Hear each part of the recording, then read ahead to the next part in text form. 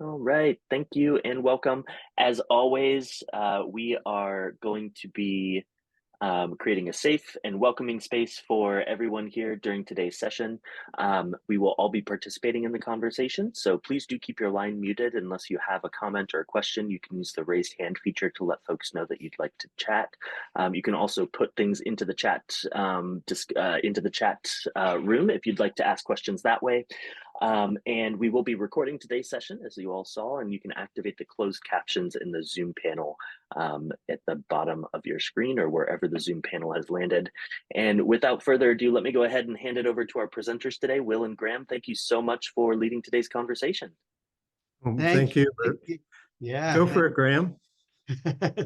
Thanks. Well, thanks, Luke. Yeah, we usually start these events with some music, but Luke refused to sing. So basically, you'll just have to pretend you've had a musical interlude before we start today. So welcome, everybody. I'm Graeme Harper. I'm the current chair of the at-large division at the Council on Undergraduate Research. Will is joining me as well. He's on the council with me. He's a representative. I'll just do a little bit of an introduction and then pass to Will. And I'll give you a sense of what we're going to do in this introduction with this afternoon. So for many folks, this is a fascinating topic, obviously, to try to link up internationally what's happening in different institutions and in different nations, indeed. And of course, we've found an increasing amount of that going on since the World Congress has been happening and since people have come together, through study abroad programs and other initiatives that have moved people around the world. But we don't really get the chance to talk as often as we could. And our idea at the at-large division was, can we get together in a really simple way using this technology that we unfortunately in many ways got used to during a certain period a few years ago? Can we use this technology to advantage and spend some time talking with folks that maybe can't travel around the world every time there's a World Congress, or maybe haven't had the chance to hear about what's going on in a country like Canada, for example, or just really haven't had the chance to connect. So the simplicity of this afternoon is beyond belief, actually, because the first thing we're going to do is we're going to ask a few people to speak to the topic of what they're doing in their institutions, or indeed, if they know more than that, what they're doing in their regions or nations. We're then going to have a breakout session period, which will go for about 20 or 25 minutes or so, where folks will go off on topics that we decide to go off on. So this is going to be a kind of fluid first 30 minutes or so. And then in the next part of it, it'll be topics defined by ourselves.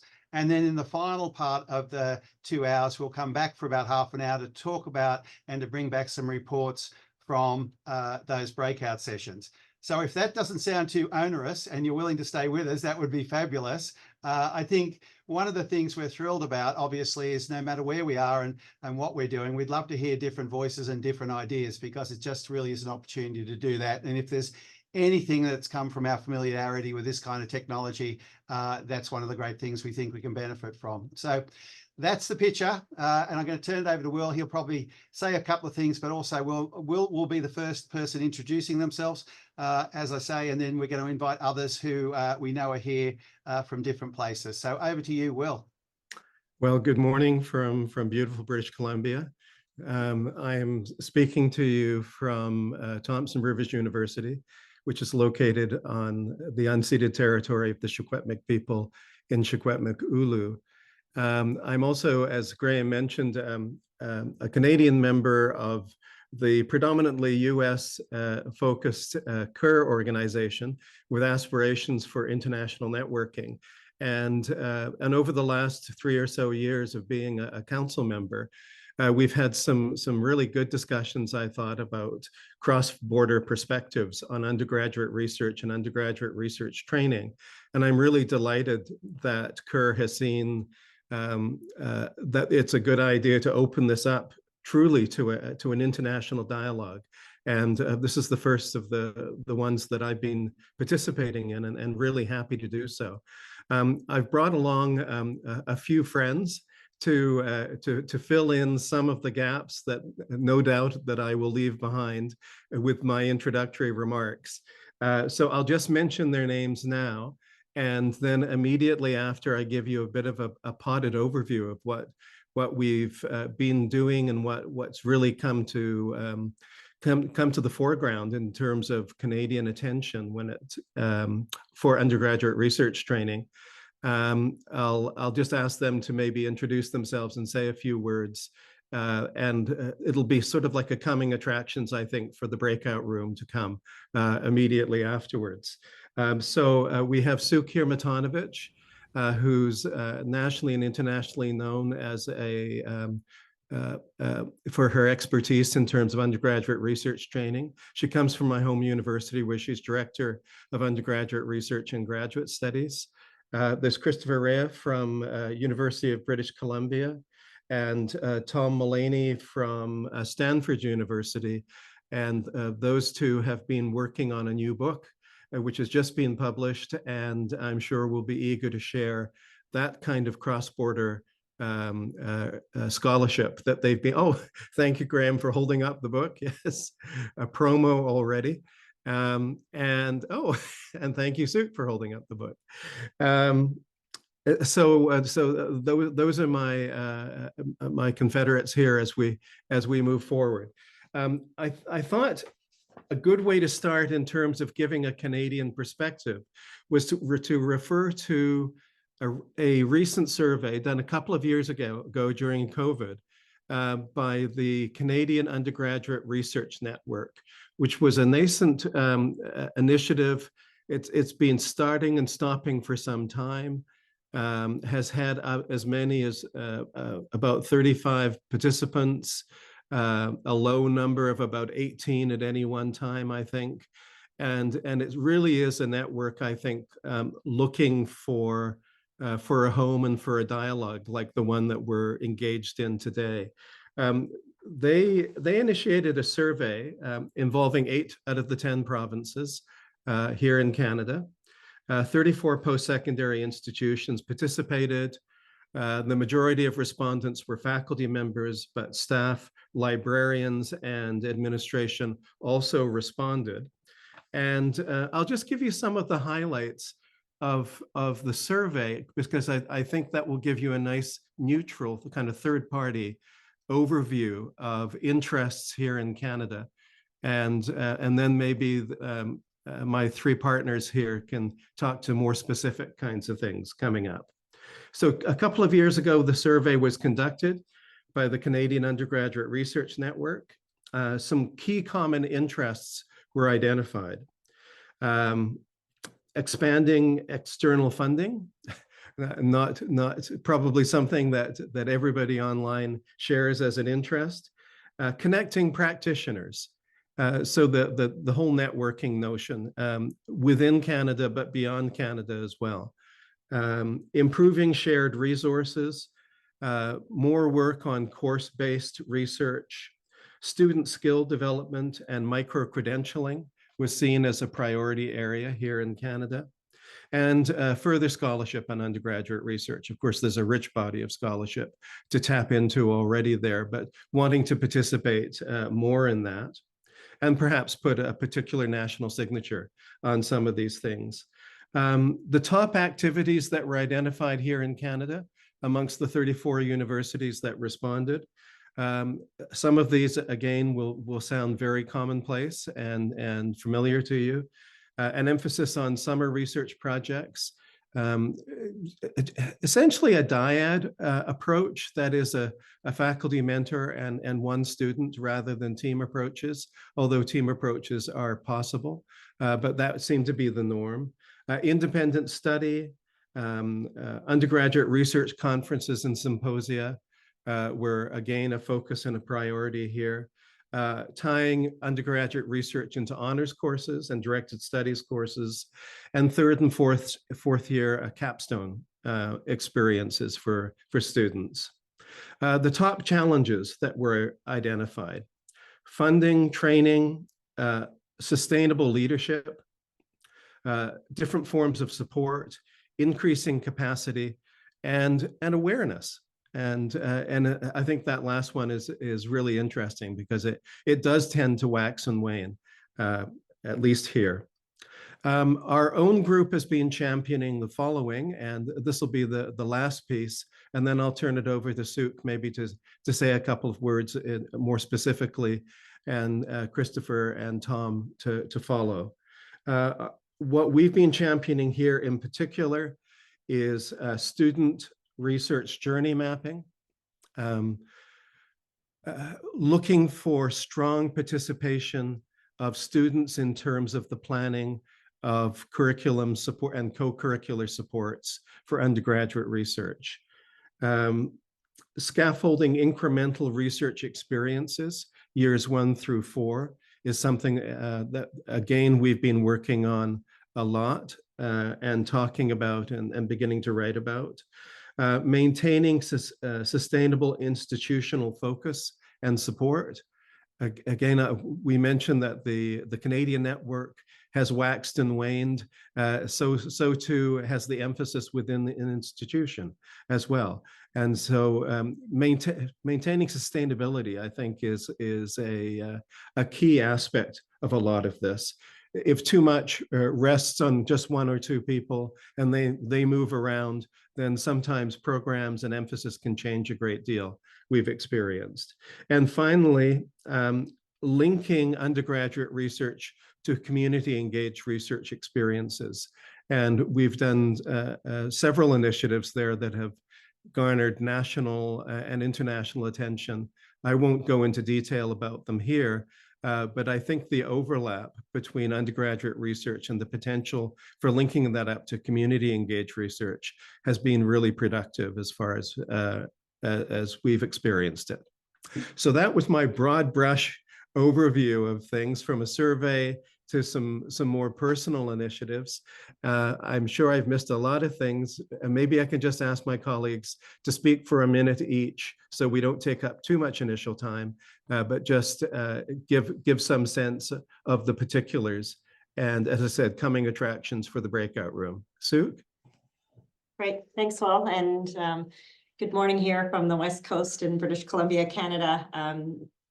I think from our perspective, Thompson University in particular, the focus that Will referenced around the student journey mapping was really starting to look at and identify from a pan-institutional perspective the gaps at our university. And when you start to look at curricular and co-curricular opportunities, the alignment of how those activities support the success of students, and where we found, in just some big highlights, where we really focused our attention to is a few of the things that Will referenced, was in particular the point of intersection when we think about student training as it relates to community engaged research projects.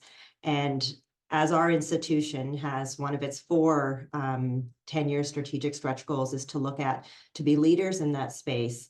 How is research-informed learning, the idea of undergraduate research as a high impact practice, and how we can embed those into whether it's curricular and co-curricular, and how we've, through the student journey mapping and understanding the landscape of our institution, how we can embed that a lot more intentionally. And that comes from relationships with community partners, with in particular as the City of Kamloops, where we can leverage that space to be a living laboratory for our students, and then the role that an Office of Vice President Research can have as we build those intentional learning opportunities for students, both through curricular and co-curricular.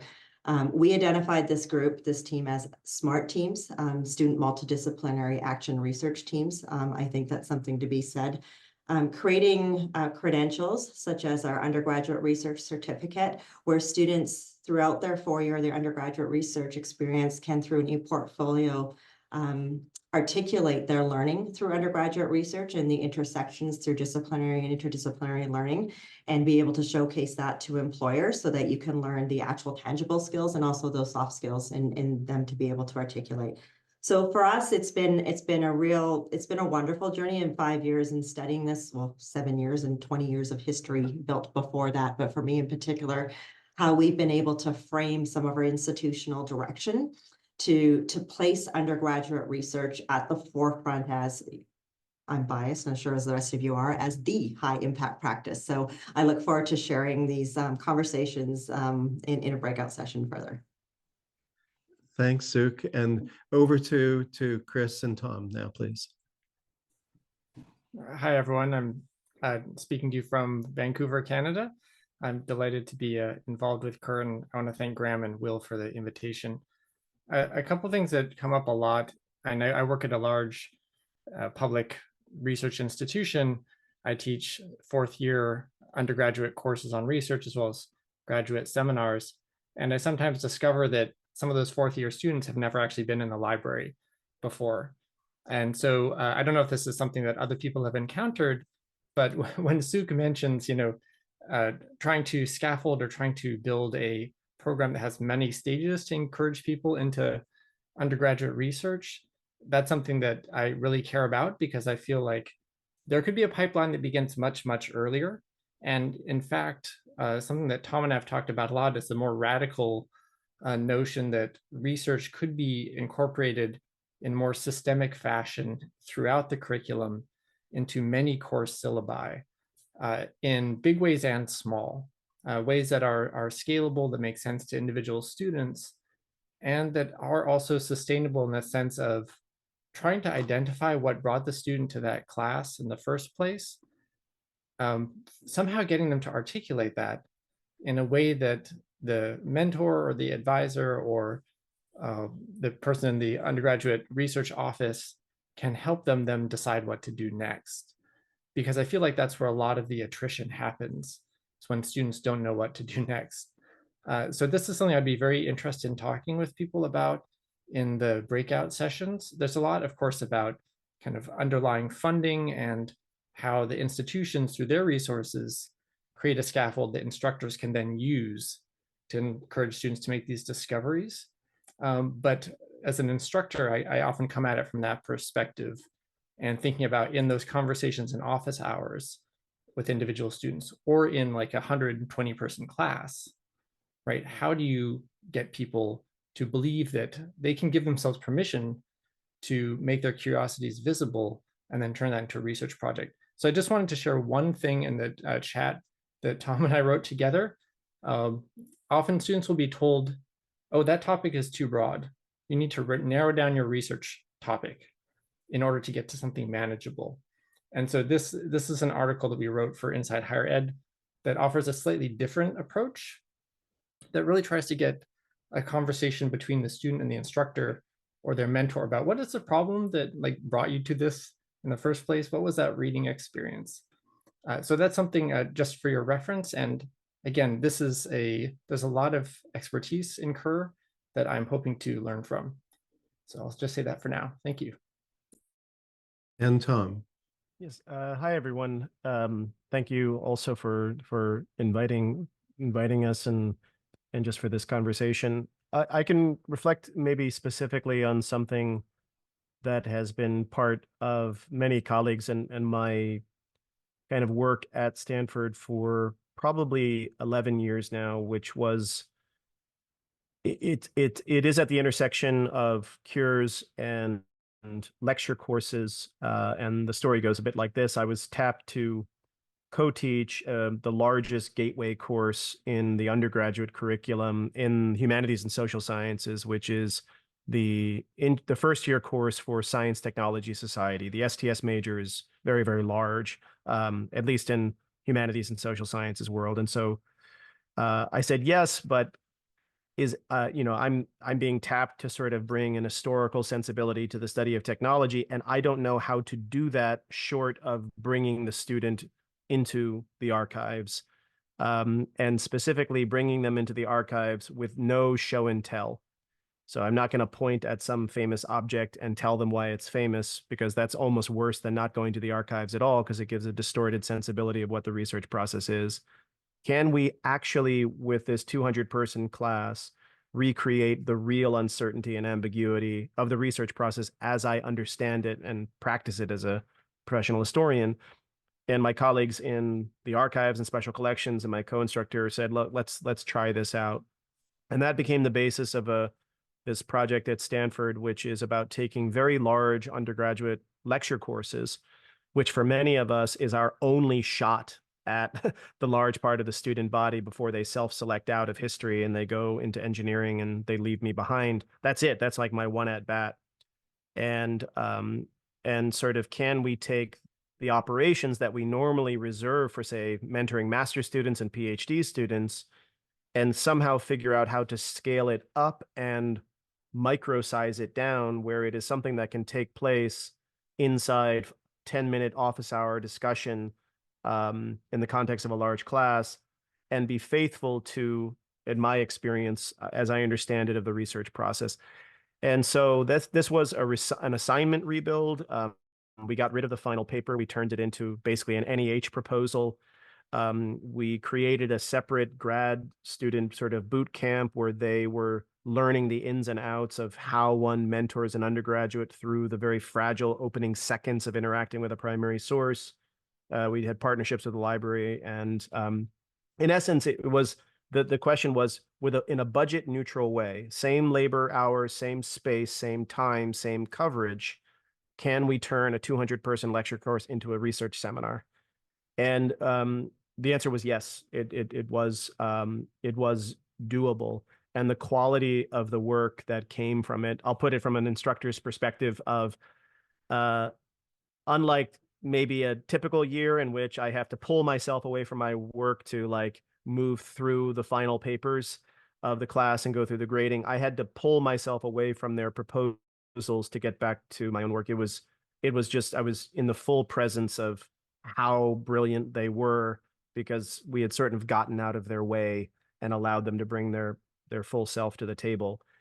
And so that's a lot of what I know Chris and I have talked to, and really concerns me, is we know what mentorship of research looks like when you have years and years and years and lots of points of contact and kind of lots of time and space to, but I'm really interested in whether or not those success stories can be taken where it's a 10-minute intake meeting with a first-year student, it's 2 minutes out of a section, it's a large lecture course with coverage, all of these constraints of scale.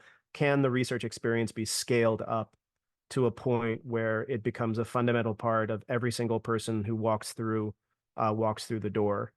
And that is, Sophie, it's nice to see you. That's been a question on the mind that has brought Chris and I to reach out and see what success stories or obstacles other colleagues are facing who we know have the same desire and facing challenges and having successes.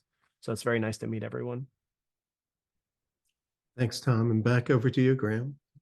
Fabulous. That's a great start. Now, I think we've got some topics emerging, but let me just reach out to folks. I'll leave us here, and despite my accent, leave us here in the United States for a second and reach out to those that are beyond the United States. We've had a number of countries say that they were going to drop in. So let me just reach out if there's somebody who would like to talk about where they're at. I know we've got Paul from the UK. We've got a few people there from places like Qatar and Kenya and so on, in case you managed to make it. I know that, again, I used to be in Australia. It's very, very, very early there. So I didn't expect anybody to actually make it from there. But if there's anybody that's not in the US or Canada would like to sort of chip on in at this point, it'd be really helpful to hear from them before we go back to our friends here in the United States. So over to you, folks.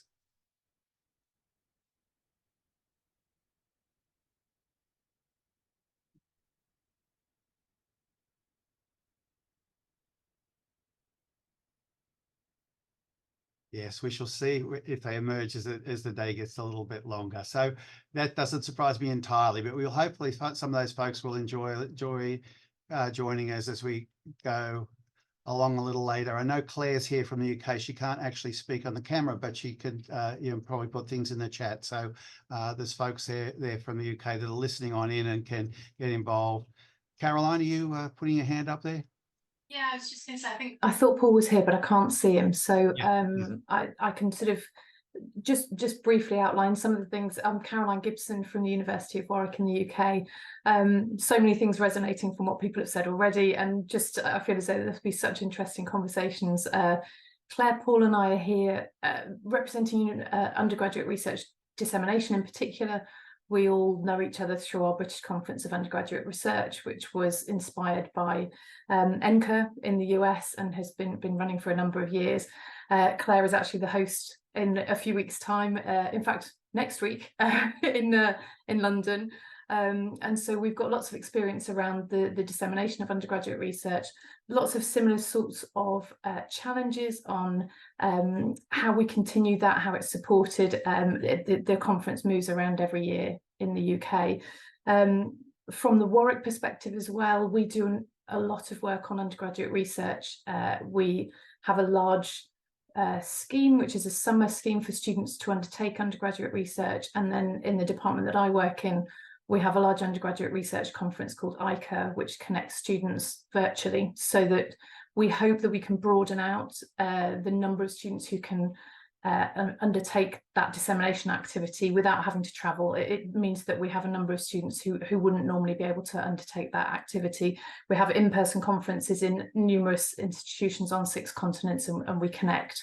And we've been doing that since around 2013 or so.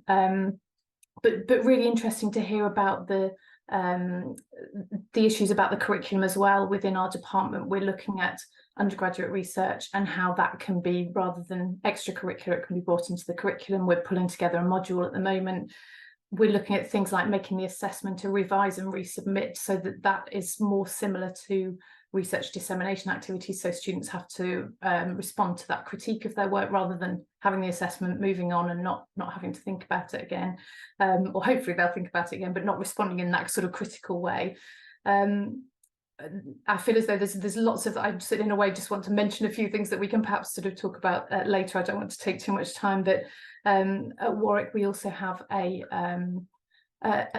fairly new initiative, the Pathway programme. So that's looking at the underrepresentation of Black academics in the UK higher education, and that's sort of starting at the undergraduate level. So we're having protected research scholarships for students because we know that those students who have those research experiences at a very early stage will have that sort of confidence and experience to be able to continue and build on that. So we're trying to be thoughtful about starting those sorts of interventions on lots of inclusion measures really early on. So yeah, lots of things to sort of hopefully discuss with other colleagues. But as I say, Claire's here and I think Paul is coming too, and certainly the British Conference of Undergraduate Research. And there's another initiative, Posters in Parliament, which was inspired by Posters on the Hill. Again, giving different audiences for students. So if they're undertaking research and disseminating, they're having to think about somebody with a different cultural background or a different disciplinary background, or their audience might be a policymaker or a decision maker. So thinking and interpreting their research in different ways. I can also see colleagues here, Harold and Susanna, we've worked on Erasmus Plus projects with them on digital undergraduate research and are looking to hopefully launch a Posters in Parliament in Brussels with them. So lovely to see them as well, our European colleagues. I'll stop now. I'm sure there's other people that want to speak, but it'll be great to talk to you all and hear about your experiences. Thank you for having us. Fabulous, Caroline. And I think one of the things that's been fabulous has been that NCUR, and BCUR relationship and the building up of the connections there being stronger and stronger over the last few years. So that's been a fabulous example of international collaboration already. I think that's what when Will and I were talking about this, we were talking about, how we can begin to build that kind of international network, even further. So it's a great example of that. I didn't know if Harold would like to say something. Obviously, we know of books and fame from publications, but if you'd like to say a word or two, that'd be great. Yes. Hello. Hello, everybody. It's a bit late. It's after 8 o'clock in Germany, and who knows me, I'm a really early bird, so it's late for me. Never mind. It's in Germany, it's a completely different world. So I cannot, contribute with specific measures. So we have a completely different way to do the curricula. So however, we had in the last, let's say 15, 20 years, we had a national reform to include more research in also early curricula. So, and starting with that, we had a lot of research and also, let's say, and many universities initiatives to completely redesign the studies in order to, how to say, to sometimes already to start with huge multidisciplinary or interdisciplinary courses in order to pull the students into more into research. You know, in Germany, we have the tradition to finish a bachelor studies with research thesis. That's within the curricula. So there wasn't the need to reform everything, but we also see in Germany that it's necessary to, how to say, to get rid of the old canonical way to do the studies because there is too much knowledge, and the Germans want to do it profoundly, but it's not possible to teach everything. So we have to rethink everything, to start to do the relevant things. That means to start to get the students as early as possible to get them into research. So just to pick up one thing Caroline said, you know, in Germany and in continental Europe, we have state universities. So the funding system is completely different. So there are no parents paying for undergrad research or something like that. So there is no competition among the universities using undergrad research. So that's why we try to, how to say, to start from the top and to try to get as much as attention as possible for undergrad research at the European level. It's just a project. So we try to get something like the posters on the hill in Brussels. And that might, how to say, put a lot of attention to undergrad research because it's research that also combines nations. And that's the idea we want to bring forward in the next year or so, or 2 years. Fabulous. Yes. We're clearly seeing some themes emerge here, and I'm trying to take notes as we do, but Will and I can obviously, I want to bring in Mike Ryder and Kimberly Ryder actually at this point, because behind the scenes, we've had discussions about this event and Mike and Kim actually have been part of those. Mike's played a big role at large for quite a few years, and he's off doing other things at the moment, but he's been a big part of at large. And Kim's been involved in various things, including the undergraduate research programs part of KER. So if I can bring you two in, not to bring you in simultaneously, but hey, why not? They're both in Florida, so that's a good thing. So yeah, I just think, you know, obviously you're hearing some stuff there, Mike and Kim. You've done some international stuff as well, but you've also got that kind of national profile. So I wonder if we can just turn to you for a minute. You'll also see people are putting where they are in the chat, which is wonderful. This is lovely because you can actually get a picture of where folks are. So if you're interested and you haven't looked at the chat, there's lots of people commenting there. But over to you, Kim and Mike, for a moment. Oh, okay. Greetings from Florida, everybody. Some of you may know me. I guess I'm officially an affiliated member of At Large right now, but I was the co-chair of the Internationalization Task Force when we had one, and that was eventually moved into Collaborations and Connections in the At Large division, where we tried to continue that work.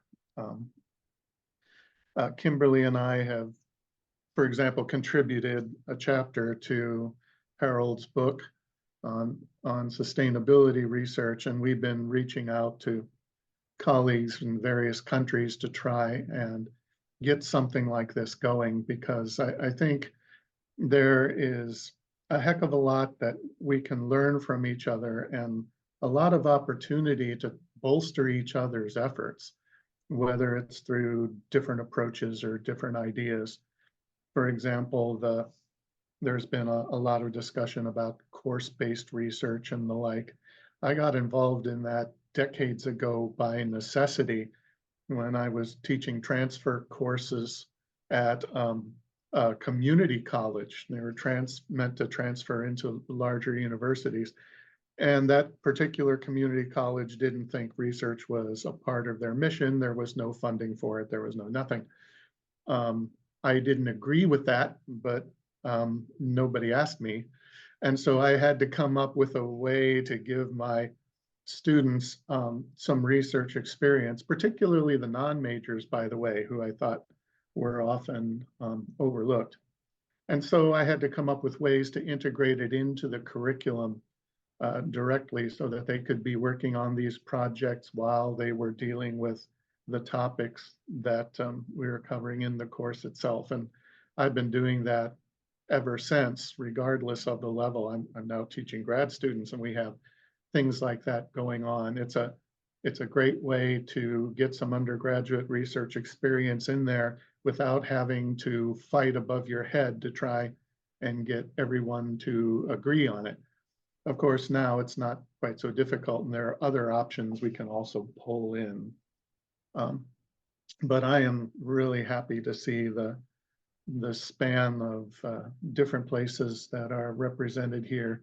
And I'm glad to see that, you know, the ideas that Kim and I have been trying to work on over the years are finally gaining a little bit of traction and maybe can go somewhere.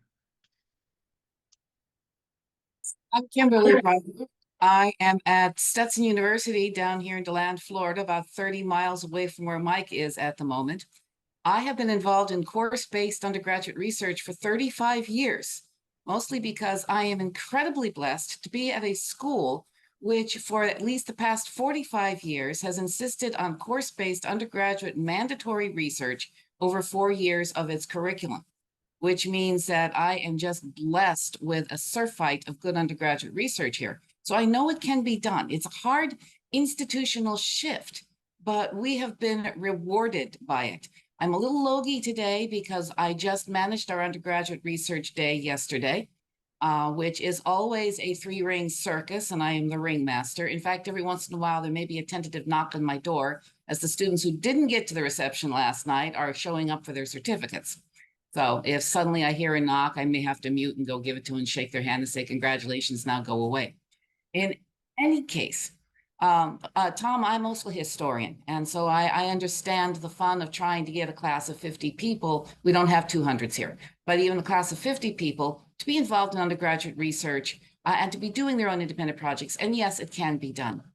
Mike and I have also, for the past 23 years, been blessed with being able to put together various research abroad courses.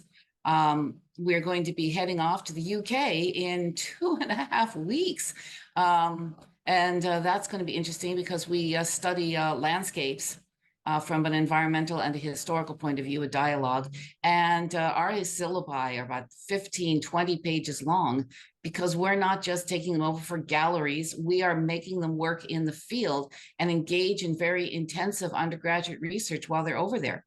It is a heck of a lot of fun. We're also starting to plan the trip to Rome next year. I am a Roman historian first and foremost, but Michael comes along for the good humor of doing landscape and environmental studies on the Amalfi Coast. So in any case, we have been strongly involved in international undergraduate research type education for much of our career. And both of us have been heavily embedded in course-based undergraduate research where we can do it. So it can be done. And I am happy to share some of what we have come across in terms of embedding undergraduate research into courses for those who are facing institutional pushback that it's not possible to do. Fabulous. Thanks, Kim. And I see to pick up the sort of Florida meets, sunshine theme, Michael's put an invitation. It looks like an invitation to me. I mean, I see everything as an invitation to Hawaii in the chat. So I'm thinking all of us are already way ahead on this video link. We've got invitations to Hawaii already. So yes, that's not bad for 40 minutes work. So yeah, I just say, if anybody else would like to chip in, we've got about 10 minutes we can play a little bit in this opening before. What we're planning to do, obviously, is to pick up on some of these themes and create the breakout rooms. This is something Mike and Kim and Will and I, Susan Beck with us here as well, have talked about. So we know we're going to sort of do a kind of free form thing and then pick up some of the themes. If anybody would like to chip in, anybody from around the US or indeed anybody globally that's here now would like to say a few more words, we've still got about 10 minutes we can play with.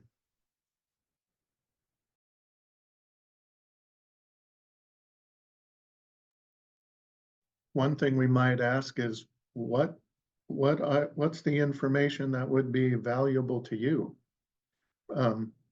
Particularly those who are off in other countries.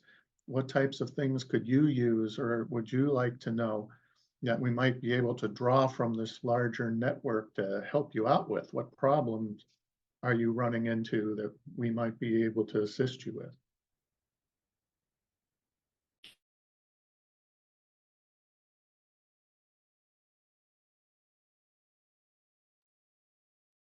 I think everybody sees it as opportunities there, Mike. Nobody's willing to say problems. So any opportunities we can help you with as well would be a thing.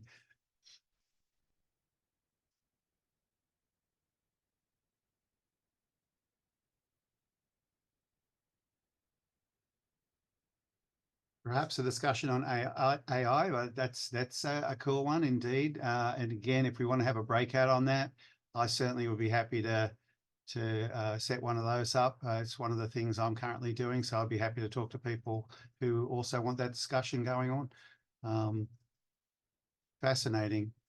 Current state of affairs, I think, and again, I go back to what Tom was saying, we've got a lot of things to think about that have come up from that first 45 minutes around, the current nature of higher education with, mass education and the way in which we're delivering some of these, what probably needs a revisit as a notion, the high impact practice definition feels as if it's getting a little old in some ways, but it still is a definition of something we know we want to define. It's a case of what does it look like? And then the additional thing, and there's a couple of folks here, John, who's also on at large, we're working on a current white paper on artificial intelligence and the future of undergraduate research, as well as thinking about workforce related issues, which may be linked back to some things that Caroline said as well, in terms of, how you begin to discuss the future of education through that kind of lens of undergraduate education linked to research. So there's some fascinating things emerging there, but yes, definitely AI would be one we can do as a breakout and bring it back to the group. Yeah, I mean, that might be a thing to say. If anybody'd like to stick any other topics here just for a minute there, because I say we'll start to create the breakouts in the chat. We can sort of think about how those breakout topics might form. So yeah, if you feel inclined, you've got something you really want to do a breakout room on, or would like to see one happen. One might be, as I say, new technologies, artificial intelligence. I think, Tom, I don't know, I ask you directly here. Do you think there is a breakout session here on scale, on large groups, something around that maybe? I would love that. I think that it would be interesting to define it as scale in the obvious sense of size, student numbers, body, but I also think it's scale in the sense of I have 5 minutes to have a heart-to-heart conversation with a young researcher where we're talking about effectively existential things. Who are you? What are you concerned with? And in 10 minutes, I need to have another conversation with another person. So there is a scalar issue also about how one takes these and the density, I suppose. So there's sort of size, but also density. And I for one would love to take part in a conversation about that. Yeah, that'd be fabulous. I think, Paul, you've got a comment. Oh, hi everyone. I'm sorry this meeting's coincided with my evening commute, and I'm not currently outdoors. Can you hear me okay? Yeah, totally fine, Paul. So thanks so much for inviting us to join from the UK. Caroline did, of course, a great job of outlining a lot of the priorities. I'm not sure I'm going to be able to stay for the breakout groups, but I guess here in the UK, Caroline sort of talked a bit about this. We're really currently a big thing for us is that Caroline talks about the pathways, including making sure everyone's included, and how we can use undergraduate research to make sure that we're starting people early on the track towards being researchers themselves. It's a huge theme in the UK at the minute. So I just wanted to really back that up, and thanks Caroline for raising that. One thing that just occurred to me when Caroline was talking about that was something we're thinking about at the University of Leeds, is how we can use the dissemination sort of activities from less well represented students, that's what we say in the UK. So maybe from Black students. So if we can get them to publish their work, for example, in Reinvention and International Journal of Undergraduate Research, we can then cite those works in our undergraduate modules to sort of promote the outputs from underrepresented researchers who may be undergraduate researchers themselves. I think that's a really exciting opportunity, something that Caroline identified years ago, really, including undergraduate research outputs as inputs into undergraduate courses is potentially very powerful. So I just wanted to sort of back up that area that Caroline was already talking about as, I think, a really important contemporary area for us in the UK. Thanks, Paul. Yeah, I think there seems to be emerging maybe a breakout around inclusion, including how we can get people, you know, started early. So it may be basically a broad sort of breakout session where the, you know, the point at which people get engaged or are encouraged and supported to get engaged, who gets engaged, how we get them engaged, what the results of that could be broadly under the topic of inclusion maybe. And Will brought up some stuff. I know the Canadian contingent is doing some fabulous work with Indigenous populations, for example. So there's an element there. So that sounds like it's emerging as maybe a theme for our breakout session as well. So fabulous you could make it on out there in the wilds of the UK. Yeah, in the Pennines in England. So it's a nice evening here. Thank you so much again, and thank you for listening to me. Fabulous. Okay, we are getting to the point. Let's have a look. There's a few things in the chat. So we've got some things about, so a few people interested in inclusion and so on. I think, again, if I can bring back, I don't dare say the team, but I'll just say bring back the folks, Mike, Kim, Will, myself, and Susan, just to talk to us. We were kind of the folks that began discussing the shape here. So what are we hearing, folks? I mean, again, I don't want to end up spending 20 minutes about, you know, what we should have as breakouts. I'm figuring we take 5 minutes here to decide on breakouts, and then we can tell Luke what we need. So yeah, Will, over to you. Yeah, and people please chip in and if I'm mishearing, but it sounds like there's 4 possible breakout rooms. Yeah. One is course-based research and scaling up research experiences. Yep. The other is a discussion of artificial intelligence, of AI. One that hasn't been mentioned but was mentioned in the chat is partnerships and external funding or awards. Working with corporations, working with public partners. So that would be number 3. And I think the cluster of issues that we first introduced about incremental supports years 1 through 4 and drawing people into research at a very early stage, including questions of equity, diversity, and inclusion, as you indicated, Graeme, could be a 4th breakout room just labeled inclusion. And how we include students. So I'd suggest those 4 so far. But again, if there's something more specific that people wanted to focus on, I think we have that flexibility, yes? We do. There was an issue just raised in the chat about embedding undergraduate research in the curriculum. That's related to course-based research, but not really. They overlap.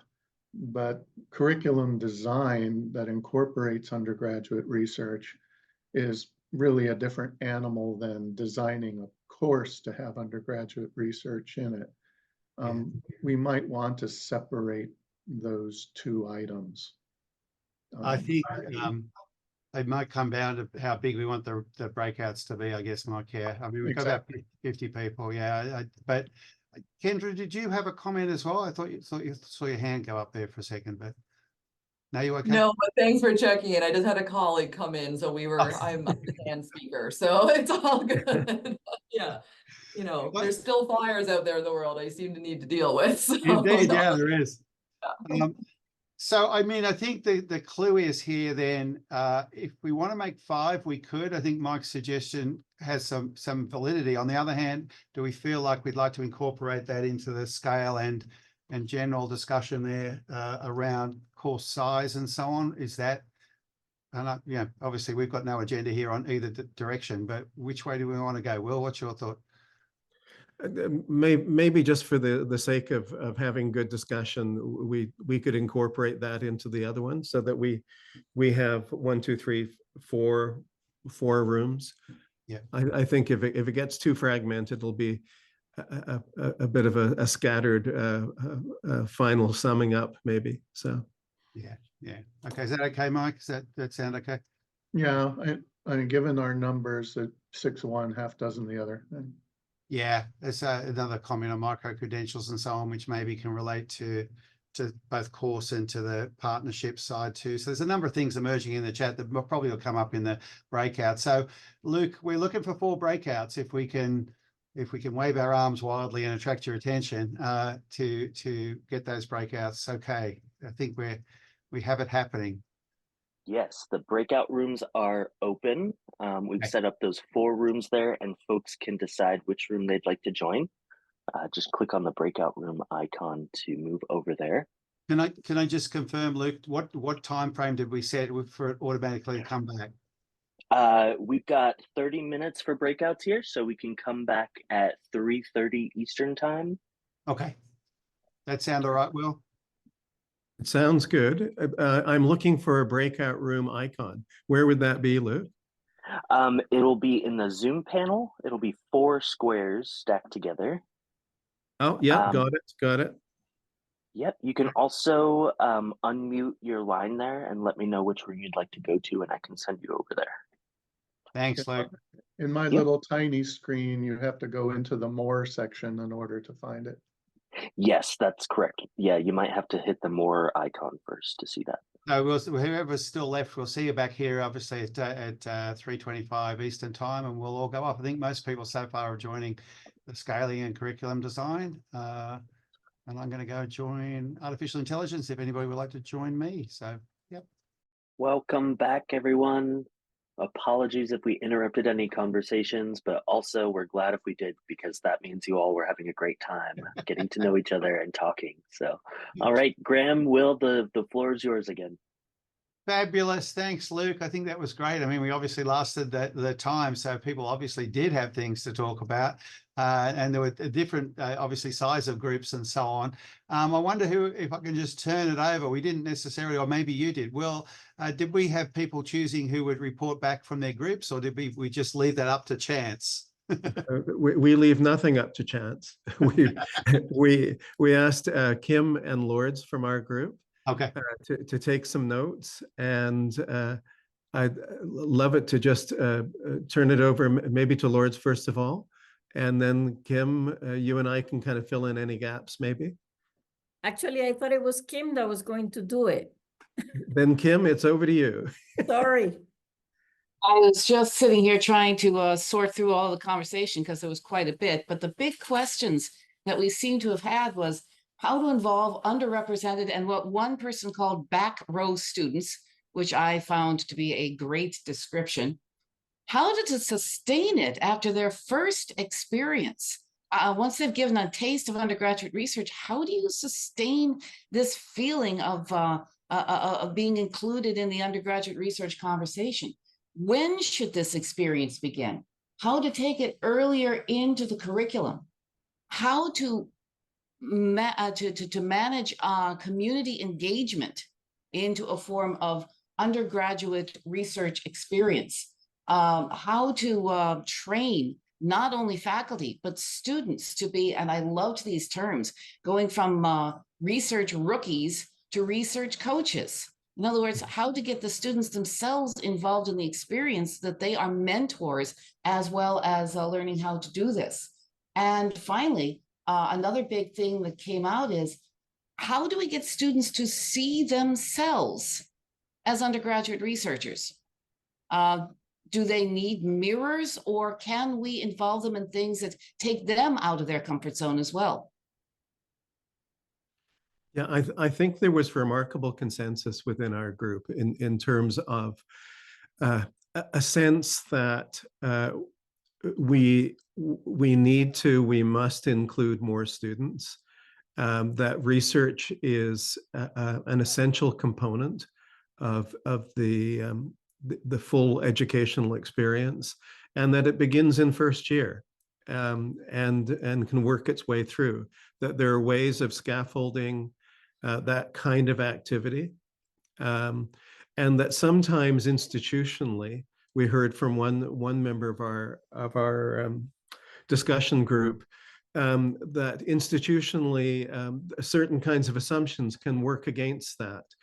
For example, if administration ties funding to a proposal scheme, which mimics what goes on with faculty applying for grants, but may be antithetical to the inclusive kind of ethos that's being created, or trying to be created, so that sometimes what we take for granted as faculty might be appealing to some students, but create barriers for other students. A number of suggestions were made, not just framing issues and framing problems to inclusion, but also a number of solutions, local solutions that seem to be working. And I think I came away from our discussion feeling that we just kind of touched the surface, and that more in-depth kinds of exchanges of focusing on some of those solutions would be really quite wonderful. But it was very animated and highly participatory. So that's a good first step, it seems to me, Graeme. Wow, that's a challenging thing to match there with the next groups. Okay, that sounds good. Can I turn it over to one of the other groups then, just to report back on what occurred, please? Sure, I have to head off to oversee that seminar here in a minute. So I emailed, hey, come on in, go ahead. I emailed to Grant and to Will the notes that I took, so you can distribute them to everybody. We had, as soon as I pull it back up again, we had, yeah, I'll be there. We had 4 main topics that popped up in the time that we had. The first was the issue of upscaling and how to move from a handful of individuals to large size groups of individuals, whether it's in classes or beyond, all at the same time. There were a couple of recommendations for ways to deal with that. There was the issue of how to encourage more faculty to use course-based research to get them involved in it. And we had some contributions for ways that other institutions have tried to deal with that. There was a question as to whether other institutions were offering any support or training for faculty who want to use course-based research or cure projects or things of that sort. We had some feedback on that, although it's in the development stage, so no strong methodological suggestions there, but things are being developed. People are looking into that. And then we had the topic of how do you get an undergraduate student interested in carrying out undergraduate research in a very short period of time. And if you only have a few moments to speak with them, how do you handle them? We had some people who had some really interesting suggestions there, kind of different ways of going about it. And it seems to me some of them would be good for larger institutions, some would be good for smaller ones. So I thought that was interesting. And yeah, we got cut off and sent back. So there's probably more to discuss and more to talk about while we were there. Excellent. I'm sorry, I have to go, everybody. I have a seminar speaker here. Happy teaching. See you later. Thank you very much. What do we got left? We got AI, AI was selective.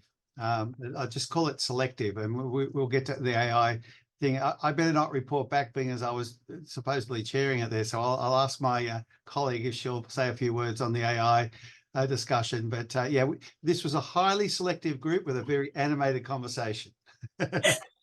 Yeah, because it was just the 2 of us. So, well, I mean, I was hoping to learn more about what kind of trends are people experiencing in terms of AI use. And Graeme and I shared some of the experiences of our own universities. In my case, we are working on some principles rather than just policy in terms of redefining academic integrity as well as the use of AI, connecting the two together, because we really can't keep pace with technology at this point in time. But one of the things that, and Graeme, of course, talked about how they are dealing with it, also some, in the form of developing policy, but also the white paper that is hopefully will be produced pretty soon. I'm looking forward to that as well. But one of the things that we discussed about was that there seems to be two ends of the spectrum, both in terms of usage, but also in terms of the concerns. So there is this very optimistic group that uses AI as a very important tool. But then there is this other group, mostly humanities and social sciences, who are really concerned about some of the issues that are not often addressed. And those are issues around ethics, rather ethical use of AI. There are other issues, pedagogical issues as well, which I believe are kind of lost when AI is often seen in binary terms as either good or evil. So that was the discussion we had, and hopefully we will have an opportunity to learn from others in terms of how to think about this beast that has been unleashed. Indeed. So yeah, we very much would like to open that up when we get to that point and hear it from anybody else that sees its impact currently, obviously, on undergraduate research or on undergraduate education generally, perhaps, or that would be fabulous. But I think we've got one more, and indeed, do we have something? I think it's was it the corporate group we still have something from? We need something from, is it Will? I think. I'm going to nominate Kendra to go ahead and speak on behalf of the group. There you go. We had a very, very interesting, content-rich conversation, and I think should be great to share that. I love that. That's because I nominated him to talk first in the conversation. So I see how this is working. So anyway, hi folks. Lovely to see your faces. So yeah, we were kind of looking at that concept of partnership and maybe in collaboration with folks outside of our little sphere of influence.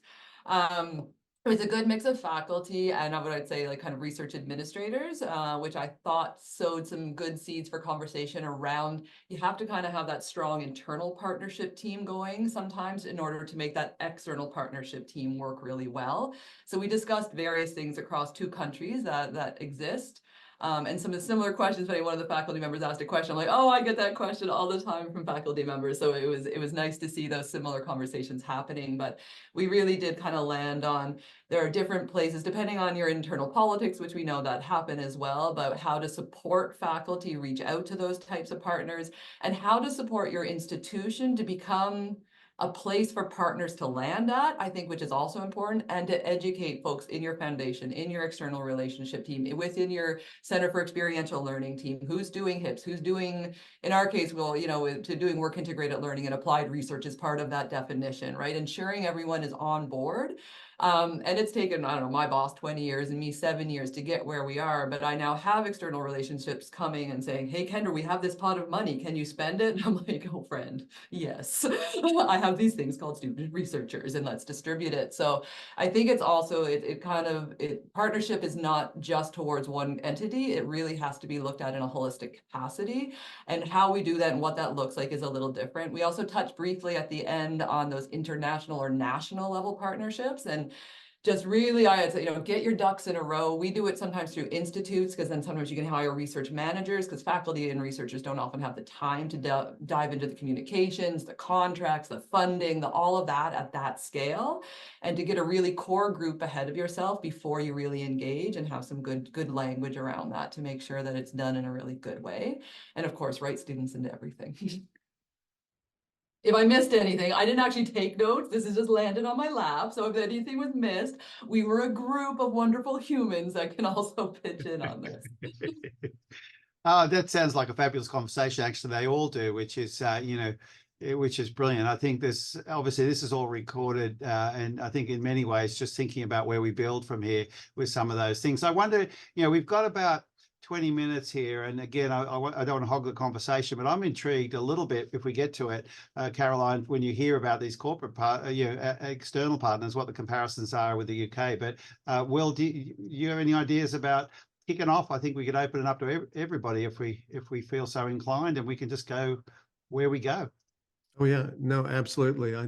I think, you know, my first blush response to what we've heard so far today, and I guess it's not surprising, is that the conversation has been dominated by people working in North America with input from Great Britain, and for the most part, as Kendra was saying, a lot of shared experiences, but there are distinct differences as well, and I'm not sure that we've really highlighted some of those productive differences.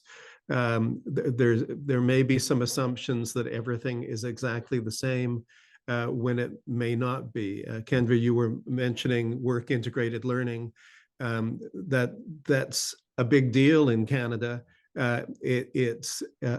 It's a big deal in some parts of the United States, as I understand it. So it's there are different kinds of assumptions at play.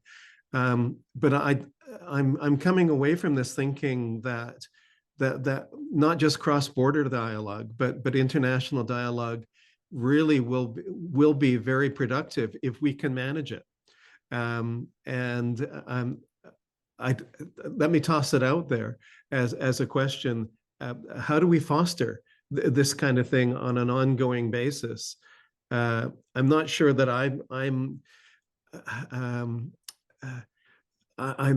this is a magnet for me to come back to virtual conversations all the time. But I do think shared initiatives that involve students, whether they be institutes or other kinds of things, will pull together in a much more sustainable manner. But this is a great start, it seems to me. So, you know, how to maintain a sustainable network that's productive and builds upon similarities and differences in terms of support for undergraduate research. So Graeme, how's that as a little bit of a summary and a conversation starter? Yeah, it's a great one, Will. I think that's yeah, over to everybody else. I think that's we'd value some input on this.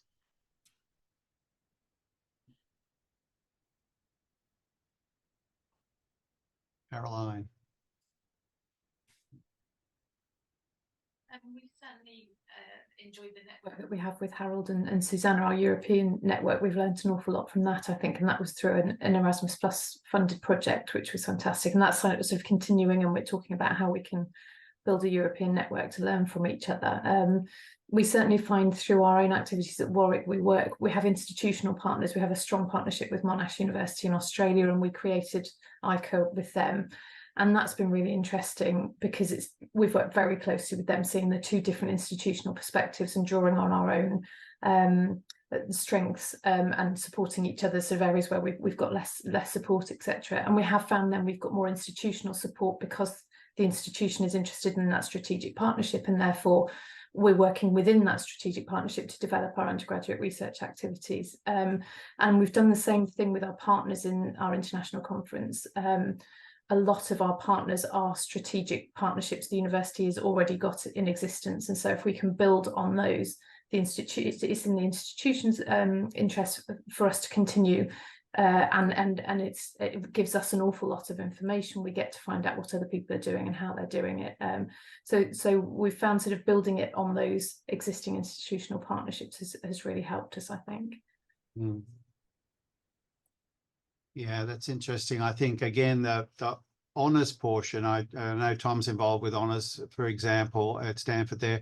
You know, building things around honours connections has seemed to work for a lot of people, including me, I think, because you've got a way of leveraging the kind of connections that sort of creates that institute link, that kind of notion that it's part of a program. Whereas when you haven't got that, I think when people go to institutes and go to strategic partnership and go to, you know, things where honours students travel or any of those things seem to give us that framework that we don't otherwise have. So that's super interesting. I've also, just because it just struck me with Harold here and so on, we've got a very Anglophone conversation, of course. So this is not just happening in one language internationally. That's the other thing that we haven't really had a chance to explore, but that intrigues me.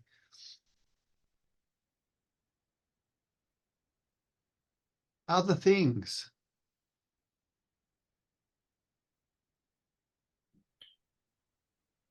Could I mention, I don't know if anyone used this term, but I felt like I was hearing it in a lot of the comments about, and there's one comment about, research is not just for honors students, but I'd be interested in continuing the conversation at some point about how to move research ahead of the elitist space, or to remove the elitist tinge from research, because I feel like there's a lot of very elemental things that instructors and undergraduate research promotion organizations could do to try to encourage that.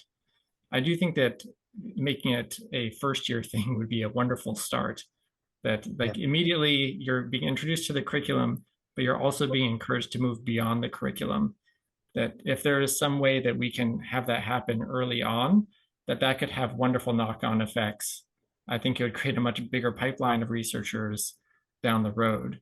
But I think it will take some persuading that this is possible, and that it wouldn't be a waste of time, or like just extra time on out of everybody's schedule, but that it could be incorporated in some systematic way into the curriculum to allow more student autonomy and self-directed learning. So that's something that's continually on my mind, and that I keep experimenting with in my own introductory courses, so that, right, and we all, because I was struck by that term research rookie, and that I feel like I'm a research rookie every time I start a new project. And so part of what I try to do is like model that feeling of uncertainty, but also some comfort with uncertainty within that, with every new project. Yeah, rookie seems to be a term people are enjoying. I'm not sure they put that in their like tenure or promotion review, but they seem to enjoy the term nevertheless. Laura, we've got a hand raised. Go ahead. Thank you. So a couple of things that I wanted to respond to Chris, and to things that have been said before. The first one is Chris's addressed to the issue of undergraduate research being elitist, and that has been the tradition in the past. The program that we're running at the freshman level, it's one of our programs. The students self-select to participate. There are no particular requirements other than they qualify to take the particular courses where the research is embedded into at the freshman level. And we have data showing that students that participate in that program immediately after the program want to find a mentor in a particular lab or research team that they can continue being researchers at. That's one thing. However, when we're talking at the international level, my experience, and it came from, I work at the American Chemical Society many years ago before coming to UTEP. And I ran the international REU program. It was in chemistry, because it was the American Chemical Society, of course, with NSF funding. And we had an exchange with Germany, France, Italy, and Scotland. We sent students over there, and they would send students to REU sites, NSF funding REU sites in the US. And I managed those. And invariably, my partner coordinators at other institutions would want students that had a 4.0 GPA or close to. They would not want to accept students that did not have those. And not only that, but our partners wanted to send students to elite institutions in the US. And they kept asking me, why isn't Harvard participating? Why isn't, that type of question. They wanted their students to go to Harvard for a summer program. And so we need to change culture a little bit if we want to internationalize better our REU programs and have that exchange work out. But that's a conversation that we should also have. Thank you. Will. Yeah, also a response to Chris and some of the comments. I think among students who are new to research, at least this has been our experience, there is something of the imposter syndrome at play, and there's disciplinary bias assumed at play as well. That is, science students are more involved and quicker to go into a lab setting than humanities and social science students, for example, or perhaps business students. So all of that is at play. However, our experience has been that there are no bigger supporters of undergraduate research than the students themselves once they've become involved. And indeed, the push for expansion of undergraduate research has come from students knocking on doors of faculty saying, are you mentoring, are you supervising, are you involved in research? How can I become involved? So the word of mouth over the last 7-8 years on our campus has just grown exponentially. And that's what I hear from Canadian colleagues as well at other universities, especially small and mid-sized universities, where that seems to be a common experience. So if there's an appetite for engaging in research, I don't think it has to be top down. I think it's letting loose the innate curiosity of the students and just scaffolding that as much as we possibly can.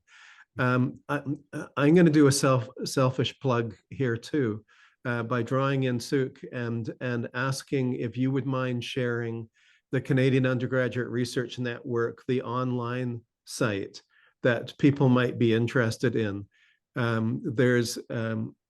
We started a number of years ago working in theory with a number of other universities to put together an online resource. And this one has been designed by students, created by students for students. But Suk and Kate can probably talk more specifically about that. Sorry to put you on the spot, but it seemed a good moment. Yeah, Kate's faster than me. She's already dropped the the site online.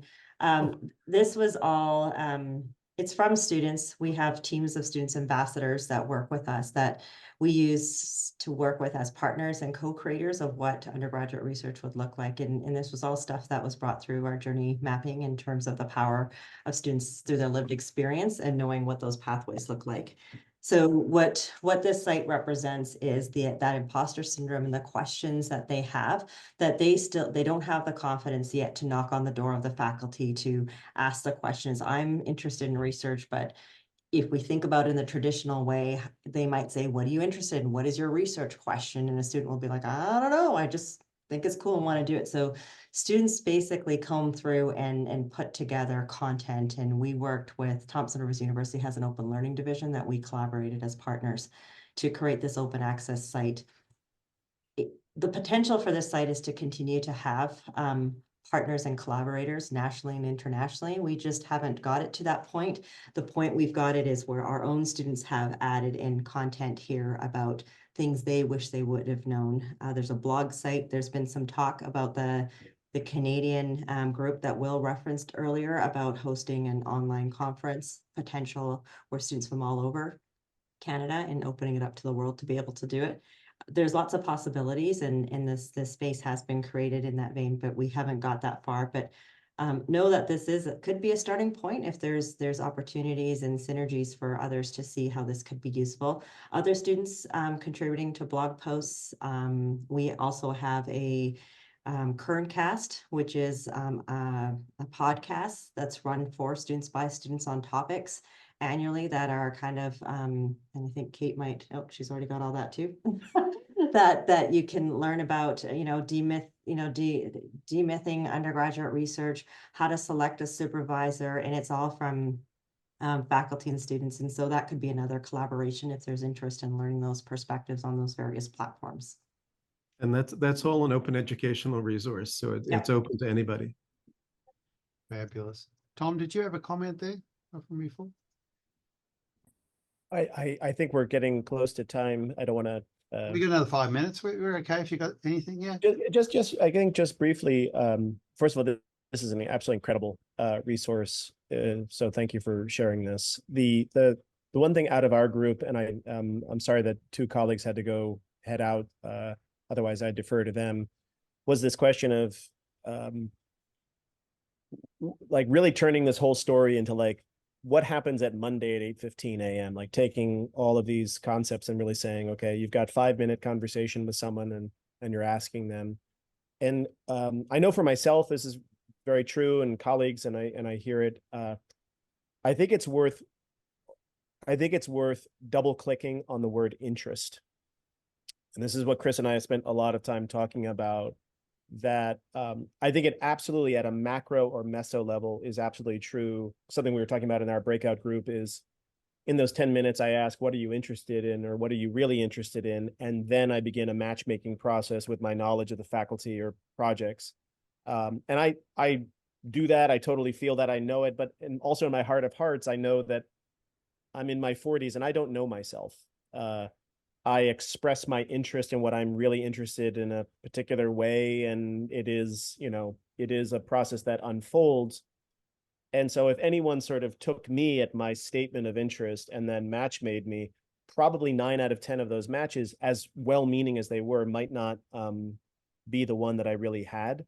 And so something that, something that Chris and I have spent a lot of time talking about is actually focusing on methods for scaffolding and helping a person identify with empirical fidelity what their actual interest is. The number of first-year students who are just magically interested in CRISPR is because they're just picking out a word from the ether that they hear a lot, or climate change, or whatever it might be.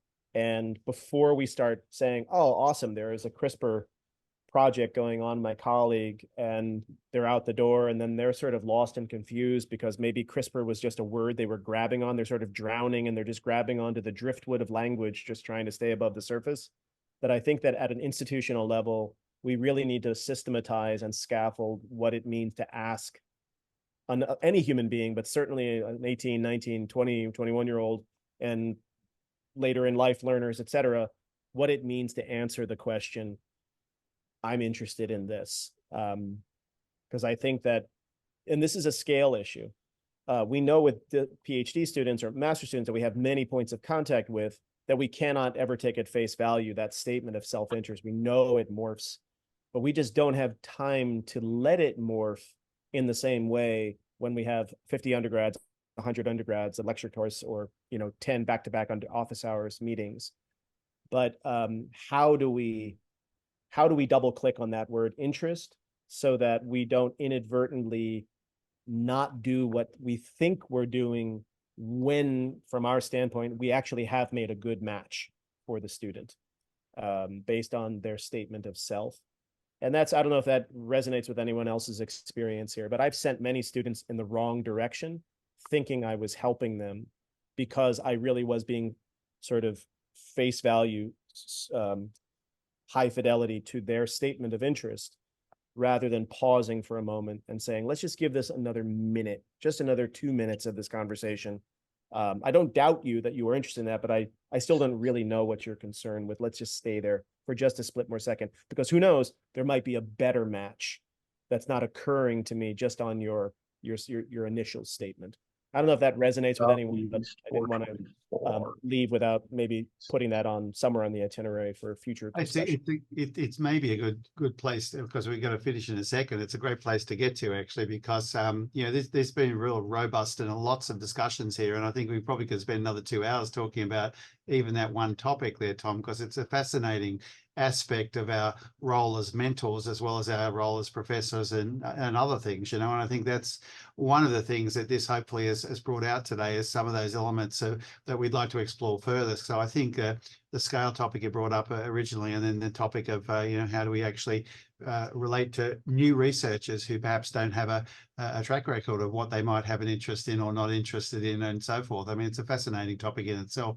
I think I'll turn it over to you, Will, for some goodbye comments, but I'll just say thank you to everybody from me, and over to Will.